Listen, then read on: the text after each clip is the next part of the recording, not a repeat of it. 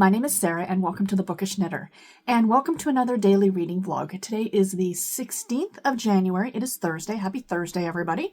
Not much to report. So it is about 11:30 in the morning and I have been up. I have had my breakfast. I have taken my meds. I had nothing else to do today. No blood work. I did all that yesterday. Got my results back. We're doing okay. The numbers look good to me. They look within range. I mean, we'll see what the doctor says.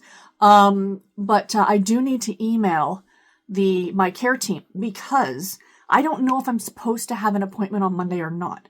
Because the last message I got from them last week was that my next biopsy would be booked for 2 weeks, which would be this coming Monday.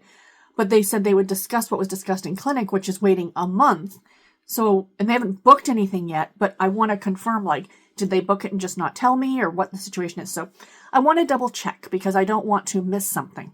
So I'm going to send them a message as soon as I'm done this. But, yeah, other than that, not too much is going on. Placed a Walmart order. My mom went out today, so I don't have the vehicle. So we placed a little order from Walmart for a few little things that we needed. And yeah, that's really about it, you guys.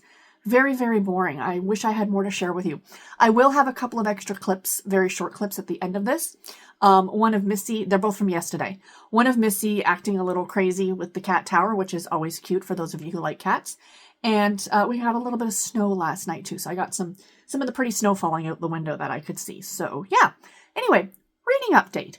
So yesterday, did I mention that I finished the Nancy Drew yesterday? I finished reading Murder on Ice by Carolyn Keene, the third in the Nancy Drew Files series, and I gave it 3.5 stars, I think. I'll talk more about that Monday in my my Monday video. And I have about 5 chapters left on a fairy tale ending by Catherine Mann, so I should get that one done today.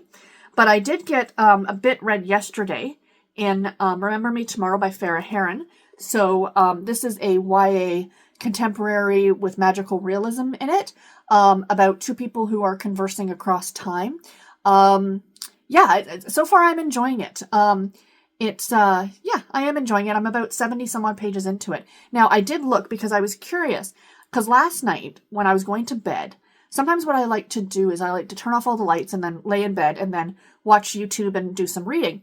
But of course, if the lights are out, it's kind of hard to read a physical book when the lights are out. So sometimes that's when I read on my Kindle and I'm like, or my Kobo, and I'm like, oh, I wonder if this is available at the library so I can borrow it digitally and then read it in bed before I go to bed. And I looked and they don't have it at all at the library. They have a lot of her other books, but not this one for some reason.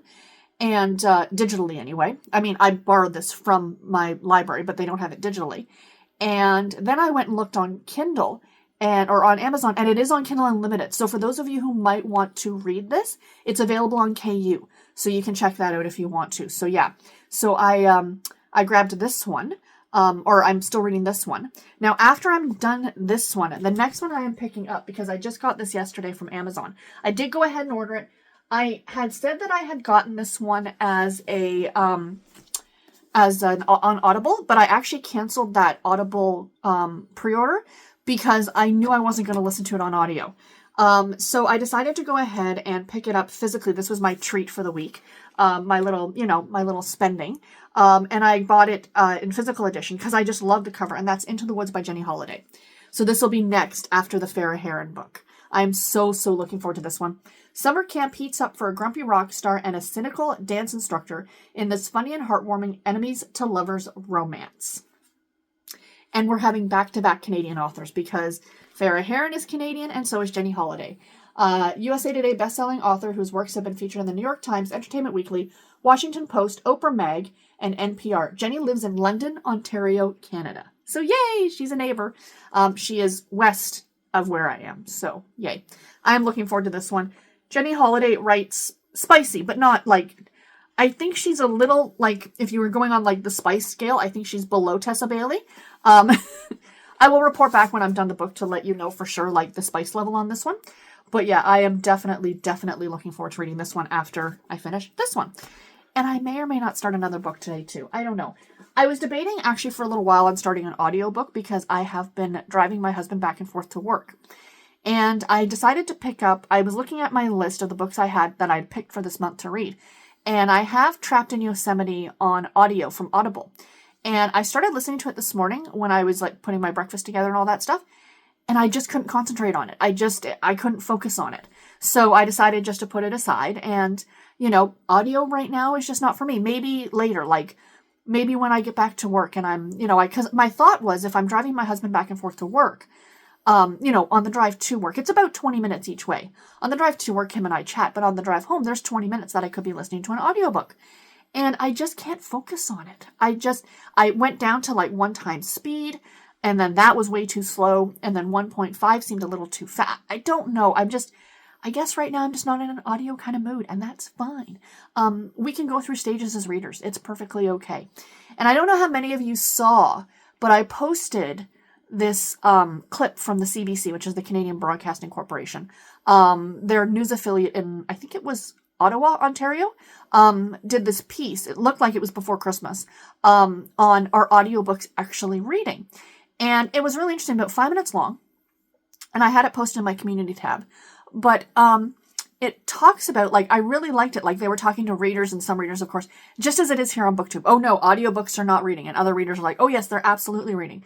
And they talked to a couple of librarians who both said, yes, audiobooks are reading. They are considered to be reading. But then they talked to, like, this, like, professor. And the professor's like, yes, agreed. They are reading. However, your brain processes audiobooks differently than if you are reading it. Now, she said print books. So this begs to mind. This makes me think, does that mean that your brain processes digital books differently? I'm curious if anybody knows, or has any information on that. Like, I'm just curious, you know what I mean? Because she specifically said print. But, I mean, I guess digital could be print as well, right? Or I think she said physical or something like that. Anyway, it basically said that, like, this, this kind of a book. So, and it was kind of, it was a very interesting little, like, news clip, if you will. I thought it was interesting anyway. And it kind of made my point that, yes, audiobooks are absolutely reading. But I understand how they would be processed differently in your brain as opposed to reading, a physical book, right? Or a digital book, or whatever the case. Reading the words with your eyeballs, basically. And I have just been really enjoying it. And I was talking to my aunt about it. She's an avid reader as well. And she goes to the library every week, and she's always got holds coming in. And she basically only reads physical books from the library. She has some on her bookshelf, but, moves over the years. And she, had an apartment, not a very big space. And she never kept a lot of books. But, she's been an avid user of the library her whole life. And she really loves the act of just sitting and physically picking up a book and reading it. And she was commenting to me, because I post my, my little sheet that I put together of, what books I've read so far this month. And she's like, you've read quite a bit. And I said, yeah. And I said, but I have a lot more time. Like, she's got her grandkids, and she works at the school one day or every day. She does the lunchroom, so she's got stuff that she's doing, whereas I really don't. So I have the time to read. And this year, because I am not working, like, I don't know for how long, I'm hoping to go back midway through this year. But before I go back, I kind of want to really utilize this time to take the time to read, because this is the funny thing I was saying to my aunt. So audiobooks are fantastic. Like, somebody like my mom, who can't really read with her eyes since she had her stroke many years ago, audiobooks are for her. Like, it's, for her abilities, audio is what works for her to read a book. I still have the ability to read a physical book or a digital book. And a part of me really wants to do that while I still can. One day, in the far off future, maybe I won't be able to focus physically on a book anymore. Maybe the print in something like this will just be too small and I just can't keep up with it anymore. And yes, I will have digital on Kindle or Kobo and I can make the font bigger. But the fact of the matter is that, one day I may lose the ability to pick up a physical book and physically read it if my eyes go or something like that, right? So at that point, then audio would become my best friend. But in the meantime, I kind of want to enjoy, and there's just something relaxing about this. You know what I mean? Just sitting with a book. I get it. I get audio, and I understand how great it is. If you're doing the laundry, if you're cooking dinner, if you're commuting to work, if you're on the treadmill, you can read a book while you're doing something else. And I appreciate that, and I get that. But on the flip side of that, There is just something about just sitting down quietly with a book. Do you know what I mean? Like, I don't know. It's just, I've really been enjoying it this year. I mean, we're only halfway through the first month of the year, but I've really been enjoying it. So anyway, sorry, I didn't mean to ramble off on that. I always say that these are going to be short, and now here we are 10 minutes into it. So that's it, guys. I'm going to let you go now. I'll put those little cute clips at the end. Let's not start a war in the comments about audiobooks. Each to their own.